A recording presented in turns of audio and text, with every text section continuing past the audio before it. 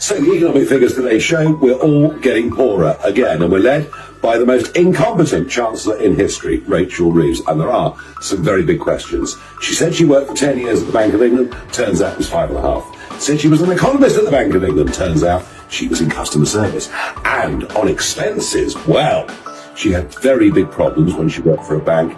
In a stunning live TV showdown, Rachel Reeves, the UK's Labour Party Chancellor, faced an unforgettable humiliation as Nigel Farage ruthlessly exposed her on national television. What was initially expected to be a routine political debate quickly morphed into an explosive takedown. Farage, armed with hard-hitting facts and an unwavering determination, relentlessly tore apart Reeves's record, her qualifications, and the Labour Party's disastrous economic performance. This wasn't just another political exchange. This was a moment of reckoning. Before we continue, I'd like to ask for a quick favor. If you're enjoying this content, could you take a moment to like this video and subscribe to the channel? Believe it or not, over 98% of you watch these videos without hitting that subscribe button. It's completely free, and it makes a massive difference for us, helping us bring you more of the content you love. And as a Member of Parliament, had a credit card taken away. So, here's the question. Will the real Rachel Reeves please stand up? Became a Member of Parliament and also in financial services at Halifax Bank of Scotland. I've got the experience to do this job as Chancellor of the Exchequer, as well as the 14 years as I had as a Member of Parliament, chairing the Business Select Committee and as Shadow Chancellor. The Labour Party's economic competence was questioned at the highest level, and Rachel Reeves was left scrambling, her credibility shattered before millions of viewers. As the UK's economy continues its downward spiral, tensions are at an all-time high.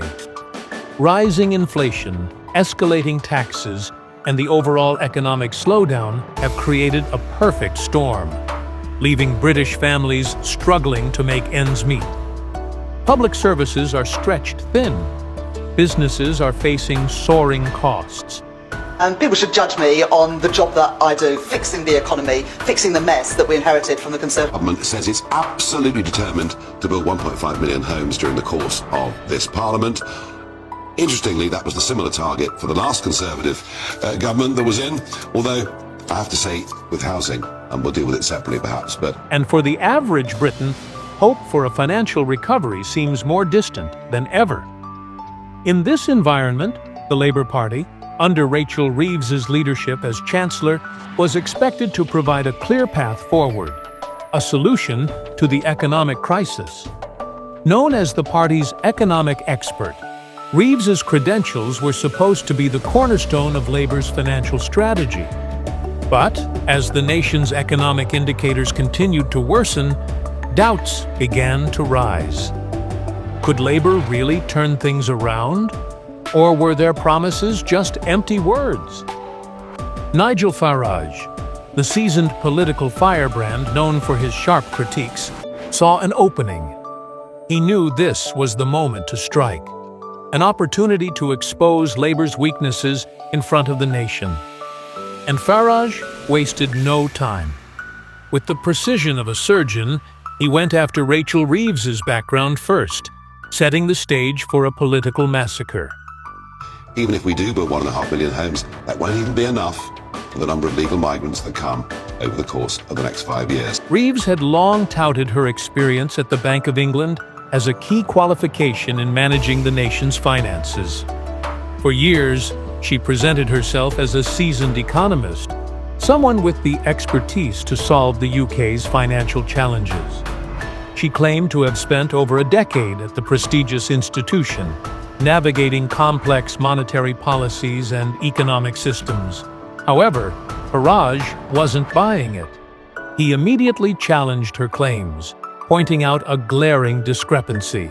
While Reeves had repeatedly stated that she worked at the Bank of England for 10 years, the truth was far less impressive. Well, I'm really proud to have worked as an economist at the Bank of England before I became a Member of Parliament, and also in financial services at Halifax Bank of Scotland. I've got the experience to do this job as Chancellor of the Exchequer, as well as the 14 years as I had as a Member of Parliament, chairing the Business Select Committee and as Shadow Chancellor. Farage revealed that her actual tenure was just over 5 years, and that her role was far removed from the esteemed economist position she had repeatedly described. In reality, she had worked in customer service, not in any high-level economic advisory capacity. This revelation sent shockwaves through the debate. Farage tore into the misrepresentation of her credentials, exposing the hollow claims that had propped up her public image for so long. Reeves, clearly rattled, stammered in her defense, but there was no escaping the damage. Farage had exposed a major flaw in Labour's narrative, and the fallout was immediate. But Farage wasn't finished yet. Once he had dismantled Rachel Reeves's credibility, he turned his attention to the UK's worsening economic situation, an issue far too serious to ignore. Armed with an arsenal of facts, he systematically tore apart Labour's record on the economy. He pointed to the soaring inflation, rising taxes, and the economic decline under Labour's watch. Reeves, known for her typically strong defenses, attempted to counter Farage's accusations by blaming the previous Conservative government for the country's fiscal woes. But Farage wasn't having it. He shot down the excuse that Labour had simply inherited a broken economy. After years in power, it was clear that Labour had failed to implement effective policies of their own. Farage laid out the harsh reality. Wages were failing to keep up with inflation, businesses were drowning under higher costs, and the national debt was climbing at an alarming rate. He also highlighted the widening divide between the wealthy and the working class, a divide that had only grown under Labour's leadership. With each point he made, the credibility of Labour's economic strategy crumbled further. Reeves, who had been so confident at the beginning of the debate, was now left struggling to provide adequate answers. Farage, with his sharp wit and unyielding facts, had turned the tide, and the Labour Party's economic narrative began to unravel live on television. After dismantling Labour's economic record and exposing the discrepancies in Reeves's background, Farage moved in for the kill. He reminded the audience of the promises Labour had made, particularly their vow to protect working families from new taxes and their commitment to supporting businesses. But Farage wasted no time in showing how these promises had been utterly broken. Under Labour's leadership, taxes had risen across the board, burdening families and businesses alike. Farage hammered home the point that while Labour had promised to support businesses and entrepreneurs, the reality was far different. The policies Labour had implemented were suffocating businesses with higher costs and more regulation. Farage made it clear that Labour's promises were nothing more than empty words, and that both working families and businesses were paying the price. As Farage's relentless questioning continued, it became increasingly clear that Rachel Reeves was losing control. Her once confident demeanor started to crack. Frustration began to set in as she struggled to respond to Farage's barrage of facts and figures. At one point, clearly overwhelmed, she accused Farage of spreading misinformation. But Farage, calm and collected, countered, "Rachel, these are your numbers. These are your policies." The force of Farage's calm, unyielding logic left Reeves fumbling. She tried to spin her way out of the corner, but the evidence against Labour's economic record was too strong to ignore. Her failure to directly answer the questions, combined with the exposure of her misleading claims about her background, left her exposed and vulnerable. The aftermath of the debate was immediate and explosive. Social media erupted with clips from the debate, particularly the moments where Farage exposed Reeves's misstatements and left her stammering. The video went viral as people from all political corners shared their thoughts. Even some Labour supporters, previously loyal to the party, began to question whether the leadership was truly capable of handling the country's economic future. As the dust settled, the big question remained: can Labour recover from this devastating defeat? With a general election on the horizon and the UK's economic concerns growing by the day, the Labour Party's credibility was at a breaking point. The damage had been done, and the public's trust in Labour's economic competence had been severely shaken. The debate had been a turning point in British politics. Farage's direct confrontation had exposed serious flaws in Labour's leadership and economic strategy, leaving the party scrambling to rebuild its reputation. With the nation's financial future on the line, the question now is whether Labour can regain the public's trust, or whether Farage's takedown will mark the beginning of a new political era in the UK.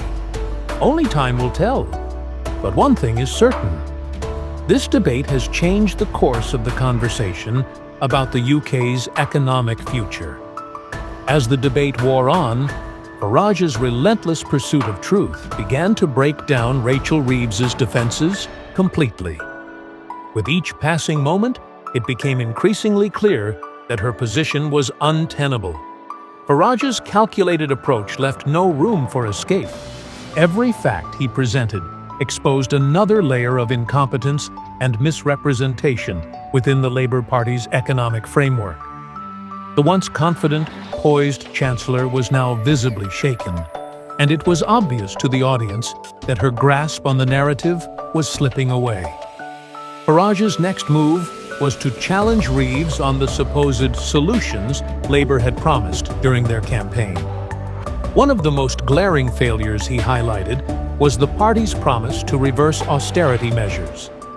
In front of the camera, Farage pointed out how Labour had used the issue of austerity as one of their flagship policies, vowing to protect public services and end the cuts that had ravaged the most vulnerable in society.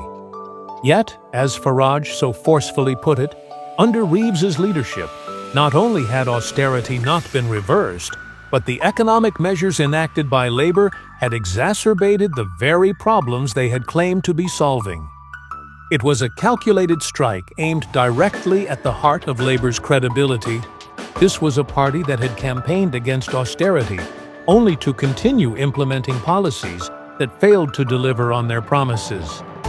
Reeves tried to push back, attempting to defend Labour's economic approach by suggesting that the global economic climate, particularly the aftermath of the COVID-19 pandemic, was largely responsible for the nation's current financial woes.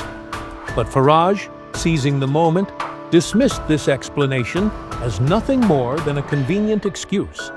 He quickly reminded her that even before the pandemic, the UK's economic indicators were showing signs of decline under Labour's stewardship. Farage had done his homework.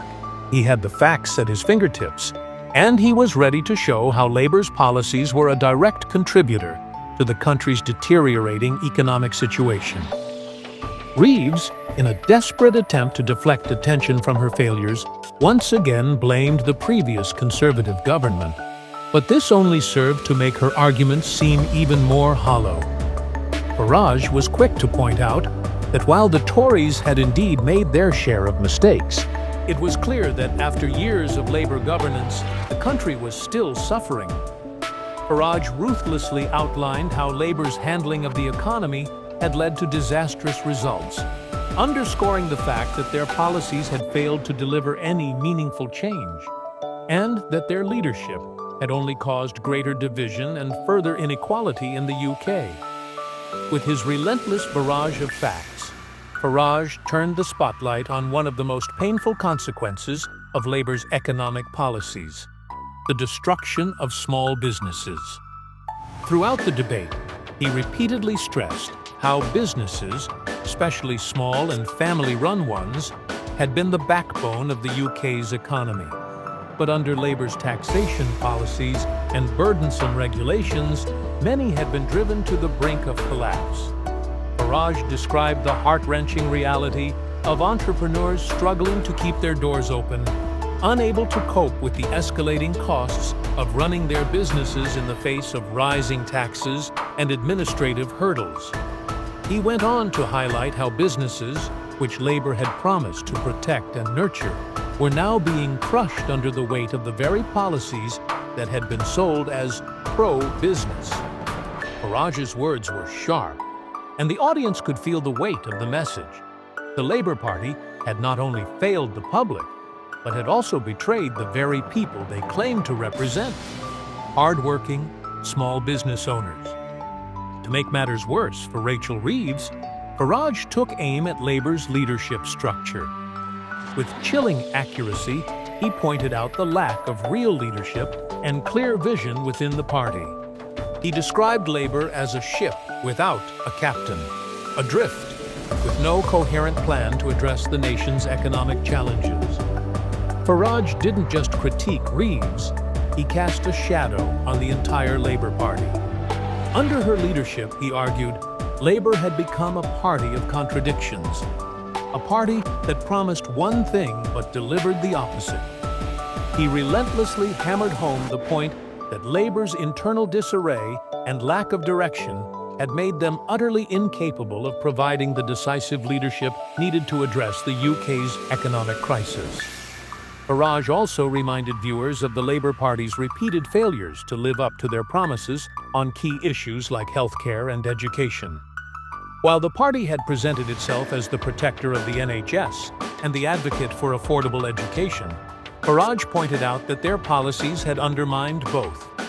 The failure to properly fund the NHS, coupled with increasing waiting times and deteriorating service quality, had left the public disillusioned.